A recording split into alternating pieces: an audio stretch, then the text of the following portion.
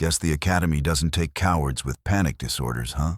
Reed said it loud enough for everyone in the hallway to hear. The folder in my hands felt heavier than any weight I'd lifted. He smirked, waving the leaked report he wasn't supposed to have seen. I told them you'd crack under pressure, he added, voice dripping triumph. The room tilted, laughter slicing like static from radios too close. My future as a county officer died before I could speak. I swallowed the sting, stared him down, and said, "Watch who I become." He laughed again, confident, already shaking hands with the recruiters. I walked out through double doors and promised myself silence would speak. Outside, January wind bit through my uniform jacket like punishment. The parking lot gleamed with ice, headlights reflecting off frozen shame. I could still hear his voice echoing behind the glass walls upstairs. Cole never had the stomach for real work, he'd once told Dad. I started the car and gripped the wheel until leathers squeaked protest. For 5 years, I'd dreamed of wearing the badge, of serving honorably. Now the badge belonged to the brother who stole the report.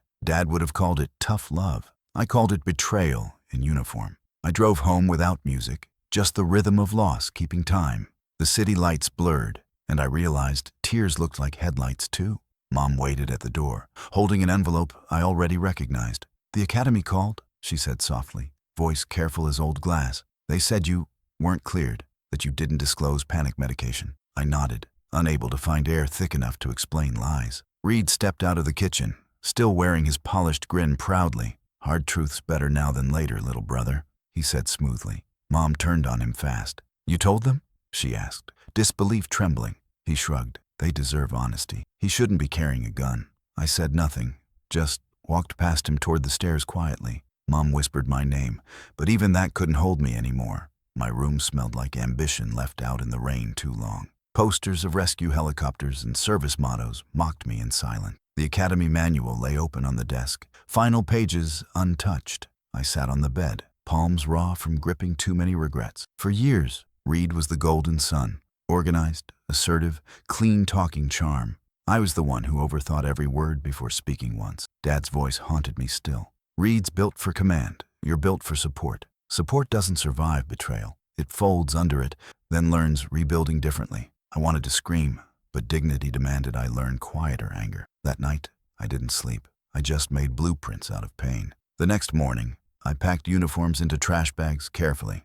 Every folded sleeve felt like an obituary for who I used to be. Mom stood in the doorway, eyes red, guilt written across her shoulders. "I didn't know, Cole," she said softly. "He swore it was confidential." "I know," I said, even though knowing didn't help breathing. She reached for me, but I stepped back gently, needing distance first. "Where will you go?" she asked, voice small like wind behind windows. "I don't know yet," I said, "but I'll find something worth carrying." Downstairs, Reed's laughter carried through the walls like bad music. That was the last sound I heard before I closed the door. For 2 weeks, I drifted between job postings and late-night silence. Reed's face appeared on local news, shaking hands with the sheriff. The headline read, "Harrington Brothers, one protects, one disappears." Friends texted condolences disguised as curiosity, then stopped replying eventually. I sold my car for rent money, then pawned my academy boots. Every morning, I woke to the echo of a badge denied me. Every night, I replayed the sound of laughter that stole my name. One night, Mark Slater called, the deputy who trained Dad years ago. "Come run with me tomorrow," he said. "Before sunrise, bring sneakers." I said yes, mostly because no was too heavy to lift. The morning was brutal. Cold, breath burning, lungs protesting everything. Mark jogged ahead effortlessly, voice calm, footsteps steady like a metronome. "You're angry," he said between breaths. "But anger's not a compass, son." "I'm lost," I said, wind slicing the words before they reached him. "Good," he said, glancing back. "Lost men finally listen." We ran until the sun cracked open the horizon with gold fire. He stopped near the riverbank, chest rising, steam haloing his head. "You don't need their uniform to serve something bigger," he said simply. I looked at the water, saw my reflection trembling but upright. "Then I'll build a life that doesn't need their permission," I said. That was the first vow I made that actually kept breathing. It didn't sound heroic. It sounded tired but true, and that mattered. I walked home with sore legs and clearer lungs than before. Reed's name still echoed everywhere, but its power started to thin. Pain became quieter, and in that quiet, I found something useful. Every morning after, I laced my shoes before the sun showed up. I didn't know what I was training for, only that I was. And somewhere between mile 3 and 4, resentment turned into resolve. Reed took my dream, but he didn't take my endurance. That was the first thing I rebuilt, and the last thing I'd lose again. Rock bottom didn't announce itself. It just kept arriving quietly. Bills nested on the counter like birds that never migrated. I ate canned soup, pretending it tasted like something earned. Sleep came late and left earlier, stealing strength I needed. Neighbors avoided eye contact like unemployment might.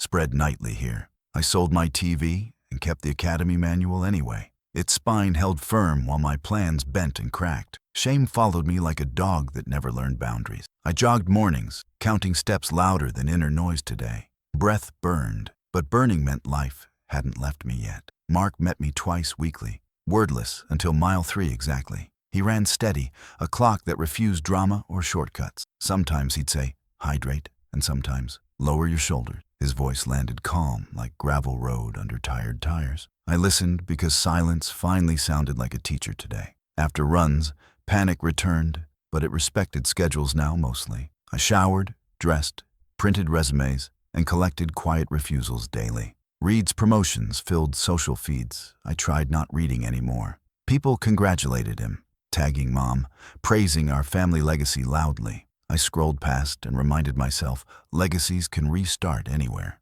Rent devoured savings, so I moved into a basement room. Pipes banged nightly, announcing other lives above my ceiling constantly. A mattress on concrete taught humility faster than sermons ever. I taped blackout plastic because embarrassment hates windows at dawn. The landlord spoke softly, but his math punched harder monthly. I worked nights loading pallets, while music insulted exhaustion constantly. Lunch was vending crackers, and water pretending to be courage. On breaks, I stretched calves and repeated simple promises daily. You aren't done, I told myself, even when trembling inside. Tomorrow will need you. Show up better than today then. One Friday, a bar fight bloomed outside like lightning sudden. I was leaving with groceries when the shouting cracked nearby. 2 men shoved each other toward parked cars in fear. Old training twitched, but memory warned me about handcuffs tonight. One swung wild, another slipped. Glass introduced itself violently nearby. I shouted stop, then flinched at how small it sounded. Blue lights flooded everything, and my stomach fell hard inside. Deputy Mark stepped out, eyes finding mine instantly, stern guardian. He hustled me aside before paperwork trapped my name forever. Go home, he said, and don't volunteer for chaos tonight. I walked home carrying groceries and a different weight inside. My hands shook while eggs rattled like frightened little hearts. I sat on concrete and listened to pipes complaining overhead. Shame wanted whiskey. I poured water and breathed stubbornly instead. Phone buzzed. Mark again, voice lower than usual tonight actually. You're not a failure, he said. You're just redirected today. Pick one habit you'll keep, then text me daily, please, I said. Running. And he answered, then hold yourself accountable. I set an alarm for 4:30 and hid tequila deep. That night, sleep came finally, slow and honest enough somehow. Running carved a path through fog my mind manufactured, daily. Streets emptied at dawn felt like private lanes for recovery. I learned each crack, mailbox, and porch light by heart. On mile 2, fear loosened. On mile 4, plans appeared.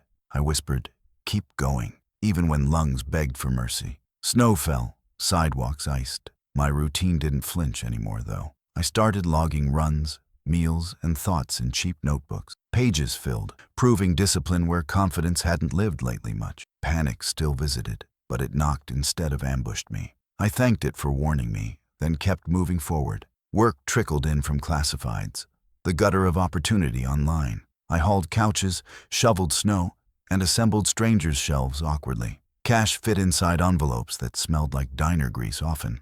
Every task proved I could finish what morning started daily. Reed texted once, you okay? And I erased drafts repeatedly. Finally, I replied, keep your wins. I'll build mine instead.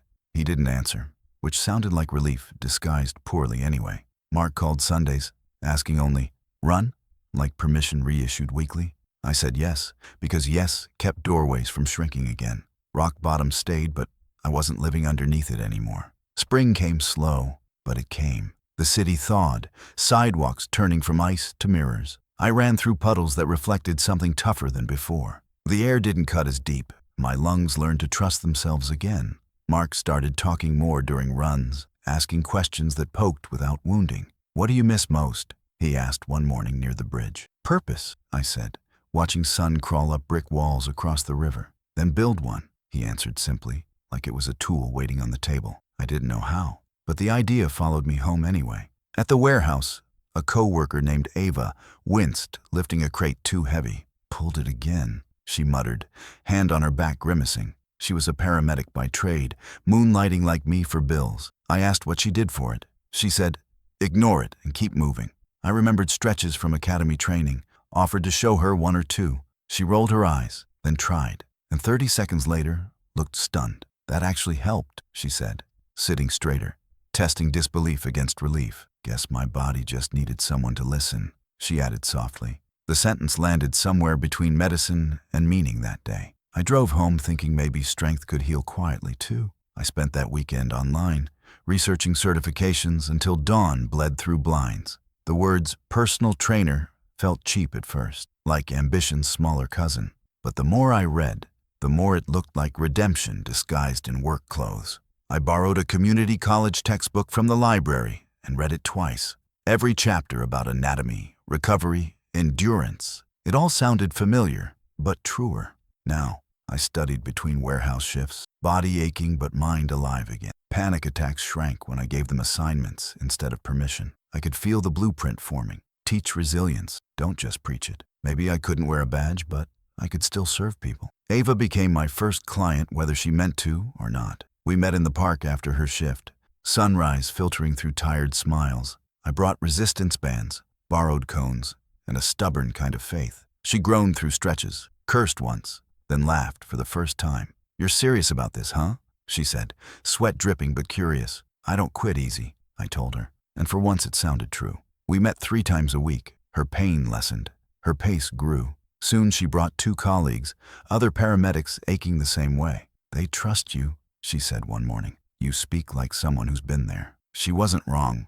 I had been, just on a different battlefield. By month's end, I passed my certification test on the first try. The proctor said, "Congratulations, coach," and I almost laughed at the title. I printed flyers at the library, cheap ink bleeding through cheap paper. "Harrington Performance, training for real people," the header read proudly. I taped them in diners, on laundromat boards, and gas station doors. Some folks called for curiosity, some to mock, but a few stayed. I used the landlord's dusty garage for sessions, concrete cold and honest. I scrubbed the floor, bought used dumbbells, and painted one wall white. It looked like nothing, but it was mine, and that meant everything. The first day I opened, only Ava showed up, smiling. She handed me a thermos of coffee and said, "Congratulations, Coach Harrington." The title stuck differently coming from her. It sounded earned, not borrowed. We trained hard, music thumping from her phone, laughter keeping pace. Midway through planks, she said, "Reed texted me once about your panic stuff." I froze,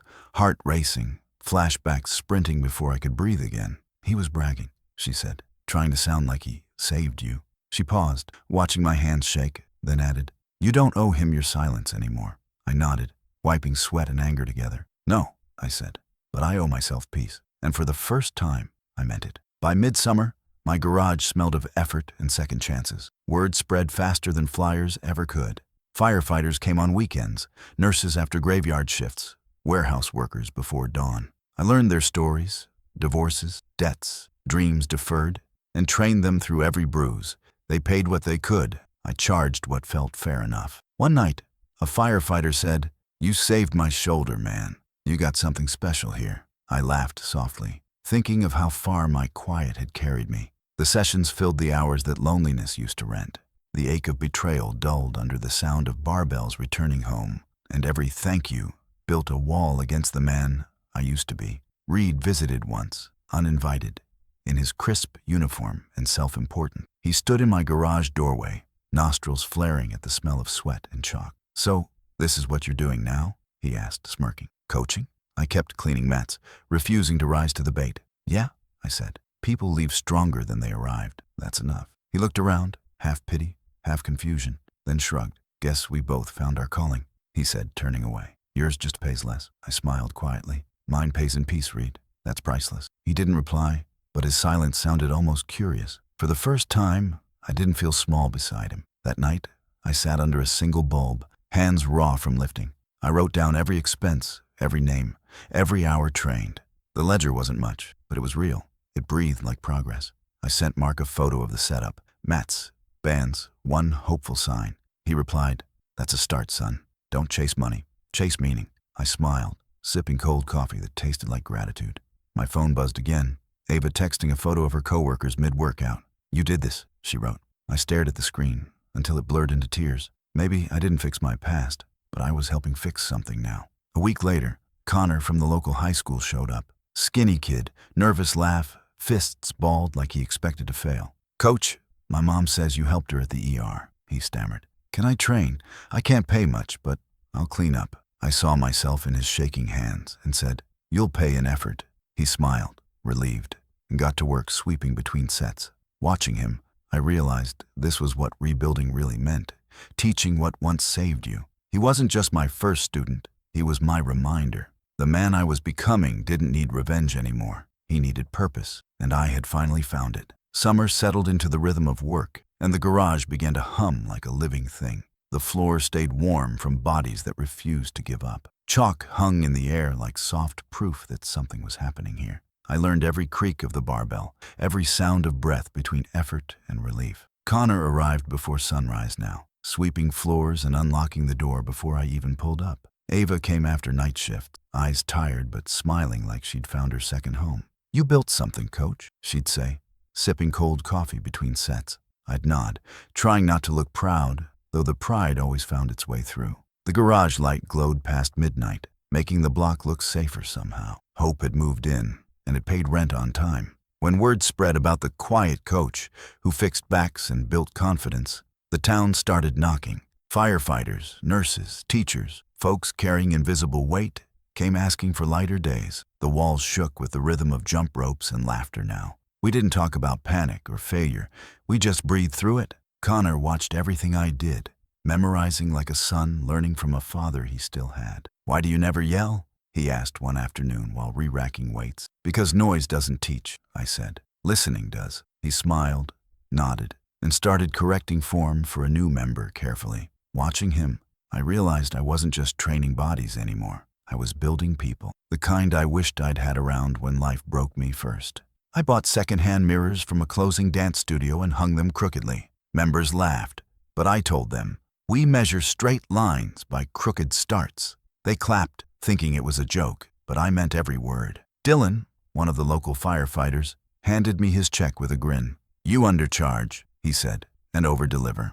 I laughed, tucking the cash in the box we called a register. "Honest work finds its own pace," I told him. By the end of that week, our sign-out sheet filled 3 pages deep. The landlord stopped by, eyebrows high, saying, "You're busier than my barber." I smiled. "We cut stress, not hair," I joked, and he laughed. For the first time, I felt like this was more than survival. It was foundation. When the first storm of the season rolled through, the roof leaked. Rainwater dripped into buckets, and I kept training anyway. Connor ran for towels while Ava handed out jokes to keep spirits high. "Nothing like cardio with a side of indoor rain," she said, grinning. The clients stayed, lifting while thunder roared outside. "You sure we're good?" one nurse asked, half laughing. "We're built for storms," I said, tightening the bar clamp. The water kept falling, but no one left. Later, I patched the roof with tar and stubbornness, fingers bleeding but steady. Connor asked why I didn't hire someone. "Because," I said, "you fix what you build. That's how you keep ownership."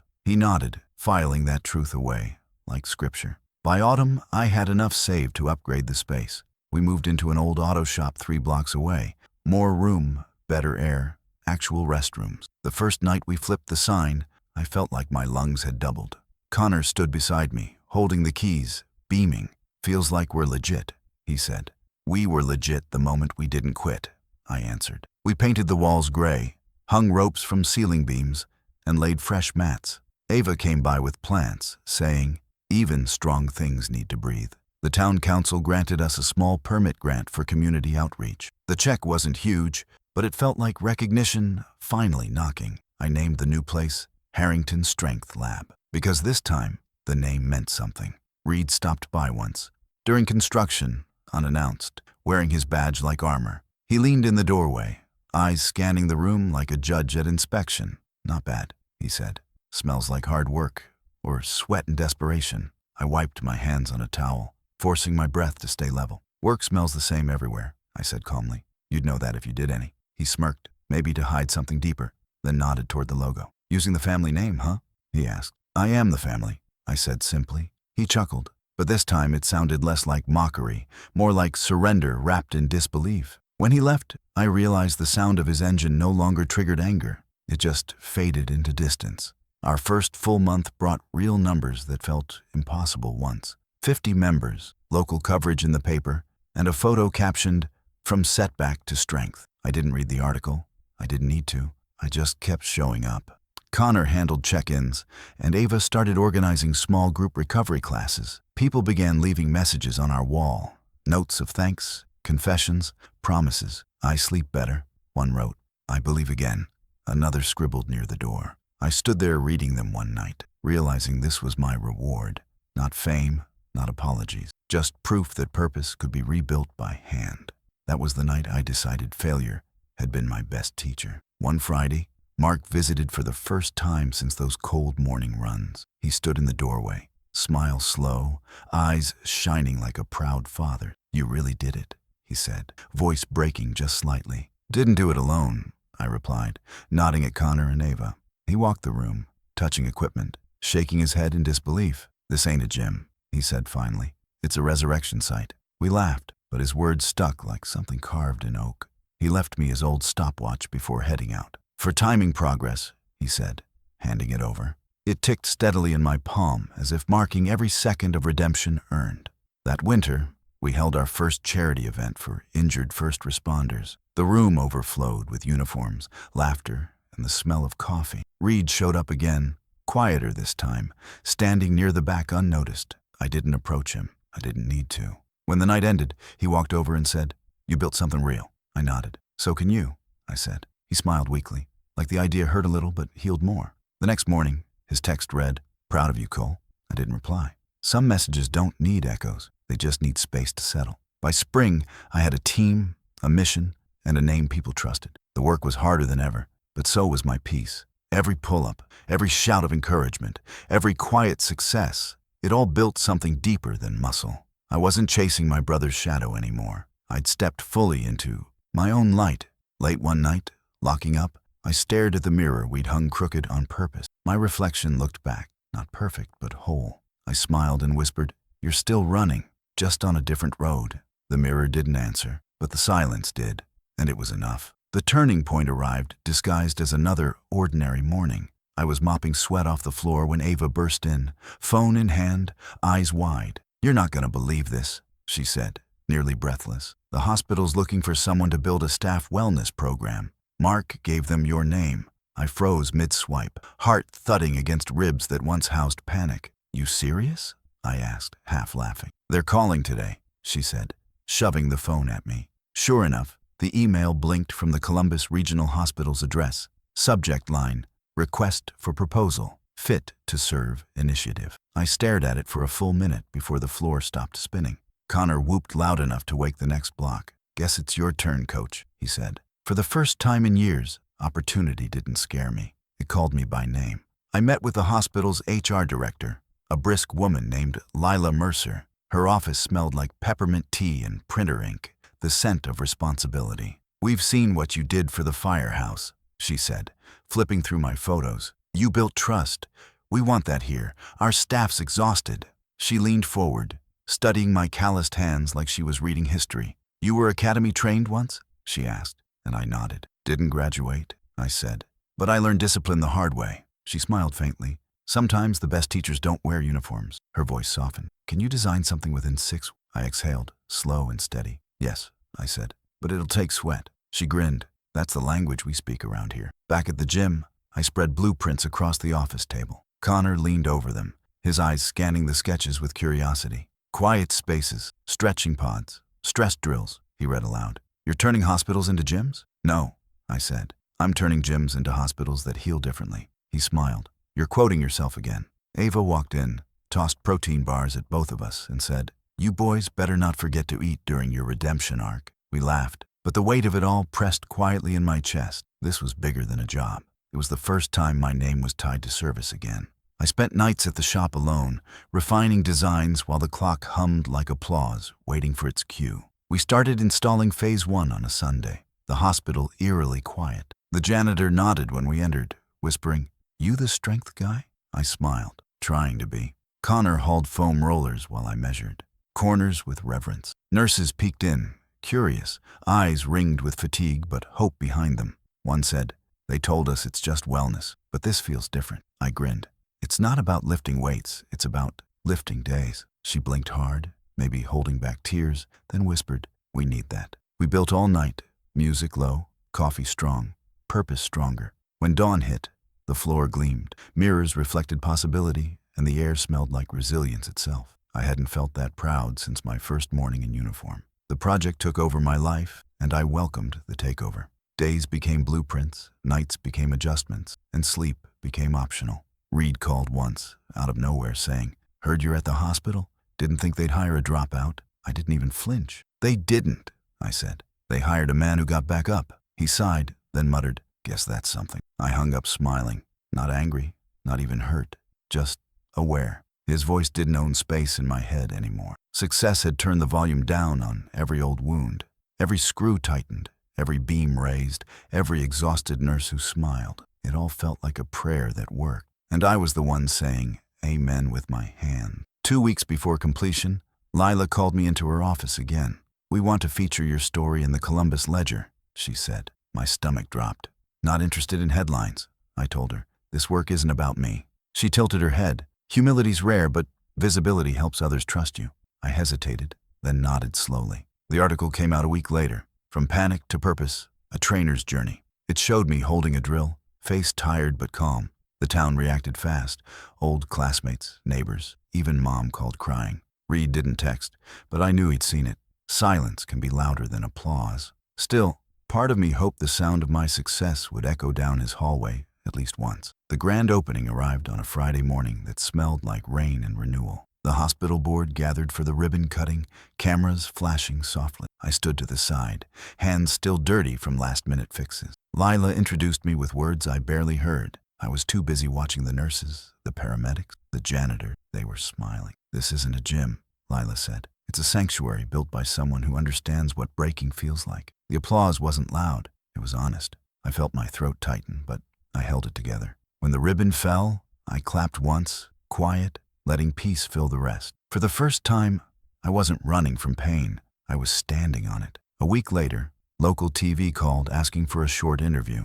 Paige, the reporter, asked, "What drives you to help others?" I thought for a second, then answered, "Because I needed help once, and the world went quiet. So I built a place where silence feels safe." Her eyes softened, the camera light glowing warm between us. That clip aired on the evening news, and messages poured in, some from clients, some from strangers. But one message came from an unfamiliar number. "You've done good, Cole." I was wrong. Reed's words sat on the screen. No punctuation, just humility and breath. I didn't reply, not out of anger, but because I wanted silence to finish the sentence for me. Contracts flooded in after that. Firehouses, schools, and clinics asking for programs. Connor joked, "You've got a whole army of calm now." Ava said, "I told you purpose travels faster than pain." I smiled, leaning against the railing of the mezzanine, watching them work. The team moved like one organism, steady, humble, unstoppable. I didn't feel like a boss. I felt like a custodian of second chances, the kind of man I used to pray I could become. That night, I sat alone in the dark gym, lights glowing faintly on the walls. I whispered, "You made it, Dad," though I was the one sitting in his shadow. He'd always said, "True men build more than they destroy." Finally, I understood what he meant. The invitation came printed on thick cream cardstock, the kind that smelled like money and memories. "Franklin County First Responders Awards Night," it read, elegant lettering that made my throat tighten. The event was hosted at the same civic hall where Reed had once humiliated me, the same glass and steel room that had heard my career shatter. This time, it was my name on the honoree list, Cole Harrington, for outstanding community contribution to first responder wellness. I stared at the words, not proud, not scared, just steady. Connor whistled when he saw it pinned to the board. "Full circle, huh?" he said. I smiled faintly, though a flicker of old anger still tried to rise. "Full circle doesn't mean revenge," I told him. "Sometimes it just means closure." But deep down, I wondered which one I'd find when I walked through those doors again. The night of the ceremony, I ironed the only suit I owned. The mirror reflected a man I barely recognized. Calm eyes, straight shoulders, no trace of the panic that once controlled my lungs. Outside, the city glowed beneath streetlights, the same streets I used to jog at dawn when nobody believed in me, but the pavement. I drove with the windows cracked, breathing the same cold air that had carried me through failure. Ava texted, "Proud of you. Don't deflect it this time." I laughed out loud, shaking my head. Connor followed with, "Don't punch your brother." I typed back, "Not tonight." My hands gripped the steering wheel tighter as the Civic Hall came into view, grand and polished, like a monument to the version of me that had once been buried there. The lobby smelled of polished floors, perfume, and fresh second chances. My name tag felt heavy as I pinned it to my lapel. The crowd buzzed with small talk and clinking glasses, the kind of noise that used to make my chest close. But tonight, it just sounded like a room full of people learning to breathe again. Reed stood across the hall, shaking hands with the sheriff, his suit sharp, his badge gleaming. He turned, saw me, and his smile faltered just slightly, the kind of smile that remembers what it did wrong. We locked eyes, two men who'd both built something from ashes. He nodded once. I nodded back. No words, just the first handshake between a silence and acknowledgement. When the speeches began, I sat with my team, Ava, Connor, and a few firefighters in their dress uniforms. Lila took the podium first, her voice confident and kind. "Some people save lives in a moment," she said. "Some save them one breath at a time." The spotlight found me then, and applause rippled through the hall. I stood, heartbeat calm, hands folded in front of me. "This program was built for those who serve, by someone who knows what it feels like to fall," she continued. I met eyes across the crowd, faces from the hospital, the gym, and the firehouse. But it was Mom, sitting near the front with tears streaming down her cheeks, that undid me. Reed sat beside her, clapping slower than the rest, but clapping all the same.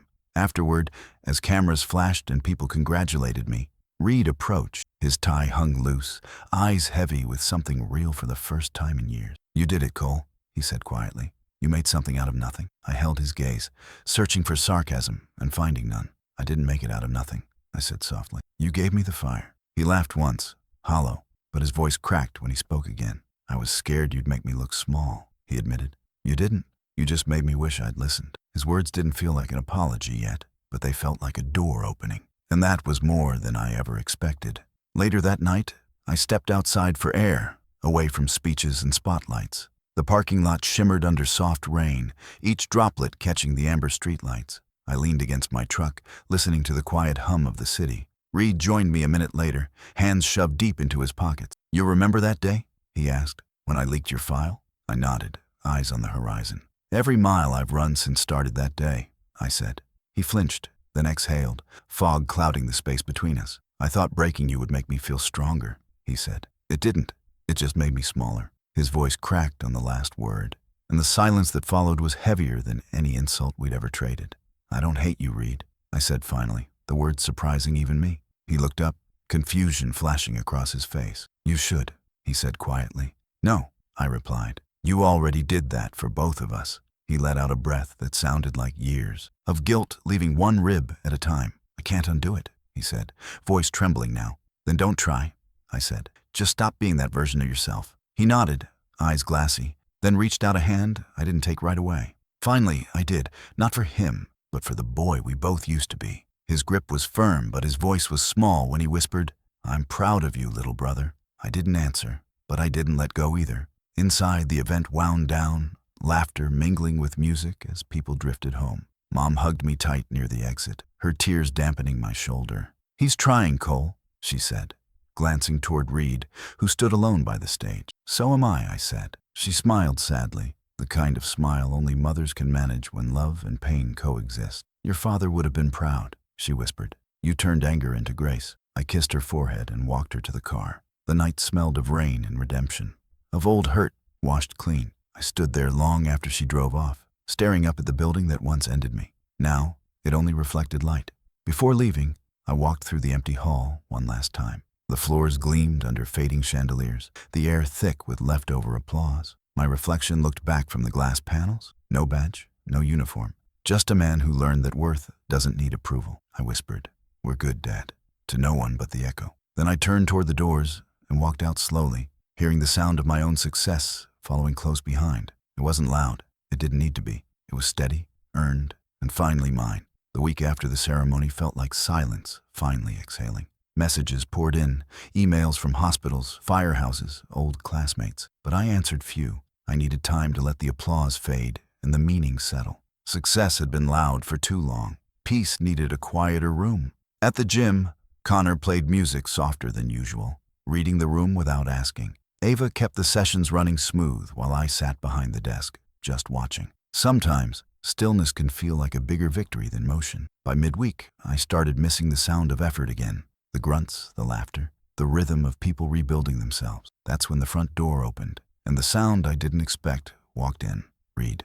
No badge this time, no arrogance. Just a man carrying something heavy that wasn't visible yet. He looked older, jaw tighter, eyes red-rimmed from sleepless nights. "You got a minute?" he asked. His voice didn't command anymore. It requested, cautious, almost respectful. I nodded toward the benches, motioning for him to sit. Connor gave me a questioning glance, then slipped out the side door. Reed sat down, elbows on knees, hands clasped like a prayer, trying to remember the words. "They're suing us," he said, staring at the floor. "The security firm. False report. Contractor messed up background checks." I didn't answer right away. The silence stretched long enough for guilt to show its face. I could lose everything, Cole. Payroll, contracts, maybe even my license. He looked up finally. "You've got connections now. Lila, the board, I just need a referral to vouch for me." His voice cracked on the last word. I leaned back, exhaling through my nose, trying to process the irony. The same man who once destroyed my reputation was now asking me to lend him mine. "Reed," I said carefully, "you remember what you told me at the academy?" His jaw tightened. About panic? About me being weak? He nodded, shame flickering across his face like lightning behind clouds. "Yeah," he whispered. "I remember every word." I stood, pacing slowly across the floor that had heard hundreds of stories like ours. "You built your company by taking shortcuts," I said. "I built this place by never skipping one." He winced, but didn't interrupt. "Now you want me to clean up your mess?" I asked. He swallowed hard. "I want to do better," he said. "I just need a chance to prove I can." For a long time, I didn't speak. I stared at the squat racks, remembering every insult, every laugh he threw my way, when I was nothing but failure in his eyes. Yet somewhere under the anger, I saw the same boy who used to fix my bike chain in the driveway. "This isn't about saving you," I said finally. "It's about saving the people who work for you." His eyes lifted, confusion shifting to realization. "You'll help me?" he asked, barely breathing. "I'll vouch for the event," I said.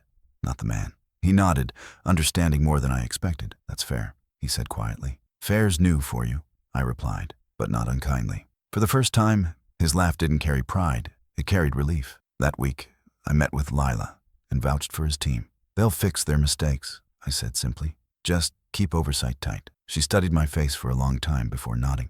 "You trust him?" she asked. "I trust the lesson," I said. The event went off without incident. Reed's crew handled logistics, my staff ran workshops, and the community showed up like forgiveness itself had sent the invitations. At the end of the day, Reed found me near the exit, sweat on his brow, exhaustion where ego used to live. "Everything went smooth," he said. "Your endorsement saved me." I shook my head. "No," I said. "Your work did." He nodded, understanding that this was the closest I'd ever come to forgiving him. Later that night, he showed up at the gym again, holding a box. "What's that?" I asked. He opened it slowly. Inside was my old academy badge, the one they'd mailed home after my dismissal. "I kept it," he said quietly. "I don't know why. Maybe guilt, maybe pride, maybe both." He handed it to me, his hand shaking slightly. "It's yours. I don't deserve to hold it." I stared at the badge, cold metal reflecting years of distance between us. "You don't have to give it back," I said.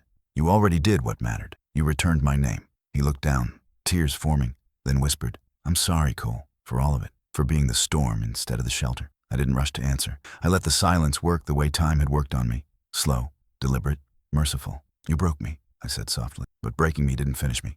It forged me." His tears fell then, real and unguarded. "I don't expect forgiveness," he said. "Then you're already closer to earning it," I replied. He nodded, shoulders shaking once, then steadied himself. "You're the better man," he said. "No," I said. "I'm just the man who learned from the worst teacher possible." That made him laugh through tears, the kind of laugh that heals more than it hurts. He turned to leave, but stopped at the door. "You ever need me?" he said. "I'll show up this time."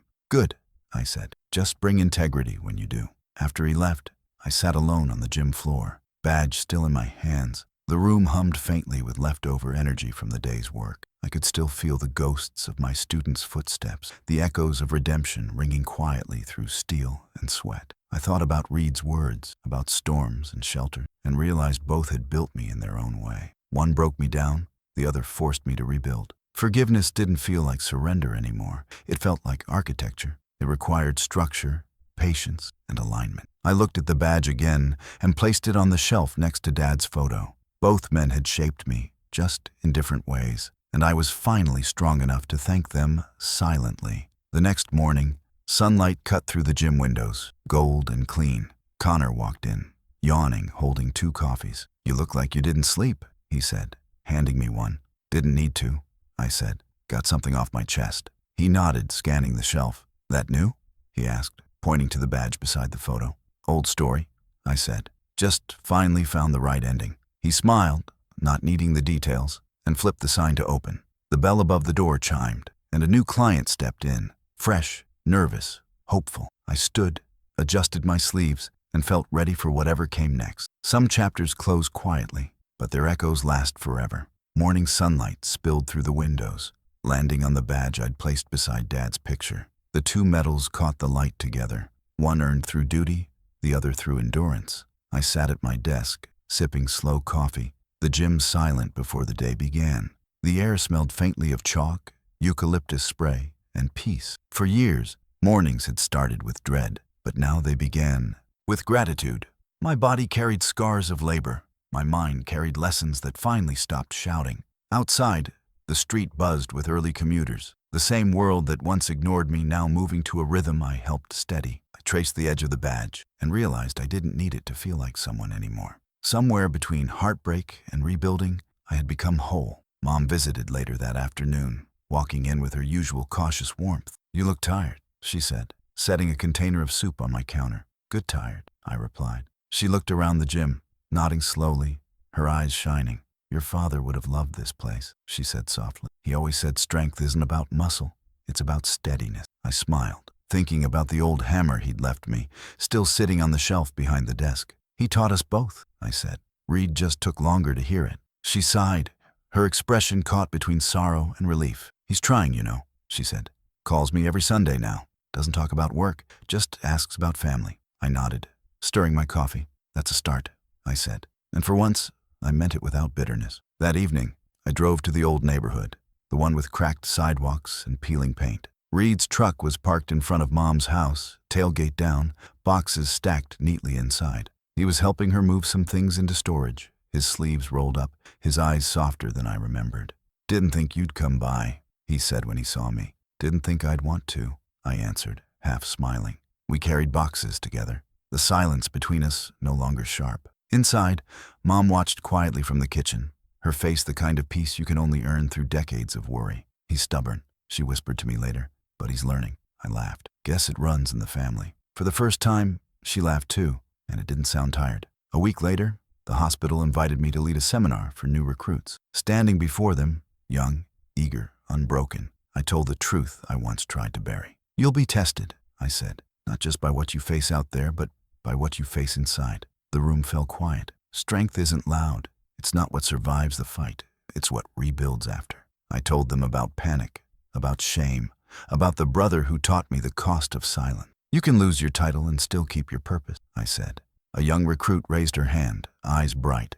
"So, what happened to your brother?" she asked. I smiled. "He's rebuilding too," I said. "We both are, just different projects." They laughed softly, and for the first time, I realized my story didn't belong to pain anymore. It belonged to purpose. After the seminar, I stopped by the river bridge, the same one I used to run across during my lowest days. The water shimmered under the afternoon sun, the wind gentle, not cruel. I leaned against the railing, remembering every morning I'd stood here whispering promises into the cold. I remembered the boy who almost quit, the man who refused to. "You made it," I said quietly, not to the river, but to the reflection looking back. The surface rippled, breaking my image into pieces before reforming it again.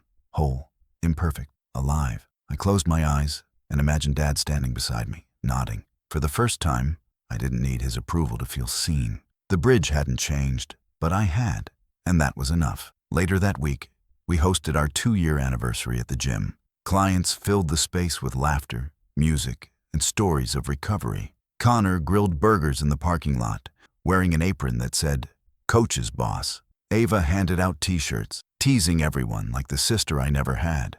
Reed showed up near sunset, quiet, helping himself to a burger, keeping distance, but not avoidance. When our eyes met, he raised his drink. I nodded back. No speeches, no apologies, just respect in its simplest form. Mom danced with a firefighter, laughing like a girl again. The night glowed soft and ordinary, the kind of joy that doesn't announce itself. It just stays. I realized then that revenge had never been about winning. It had been about healing enough to stop needing victory. When the crowd thinned, I stood in the doorway, watching the lights fade. Reed came up beside me, hands in his pockets. "You ever think about joining the academy again?" he asked quietly. I smiled. "No," I said. "The badge isn't who I am anymore." He nodded. "Guess it's who I wanted to be too badly." I looked at him. Really looked this time. Not as an enemy, but as a man still learning grace. "You're not too late," I said. "You just have to rebuild from the inside out." He chuckled. "You sound like a coach." "Maybe," I said, "but I learned it the hard way." We stood there until the parking lot emptied, two brothers finally sharing silence without it hurting. That night, after everyone left, I stayed alone in the gym. The lights hummed faintly, casting long shadows over the mats and mirrors. I walked to the shelf where Dad's hammer, my badge, and the stopwatch sat side by side. 3 symbols of 3 lives. One who built, one who broke, one who rebuilt. I picked up the hammer, feeling its worn handle fit perfectly in my hand. "You were right, Dad," I whispered. "Strength isn't about holding, it's about carrying." I set it back down gently and turned off the lights. The hum faded, replaced by the sound of the wind through the vents. Steady, forgiving, alive. Outside, the air was cool, the stars clear over the quiet street. I leaned against my truck, watching the windows of my gym glow faintly from the streetlights. The town was still the same, but I wasn't. Every broken piece of my story had built something worth keeping. The betrayal hadn't destroyed me. It had built me, stripped me, refined me. I thought of Reed, of Mom, of Dad's old words echoing through time. "One day you'll thank the pain for what it taught you." And I finally could. If this story reached you, share it with someone who's rebuilding their strength in silence. And tell me, should I invite my brother to train beside me, or let peace be my quiet revenge?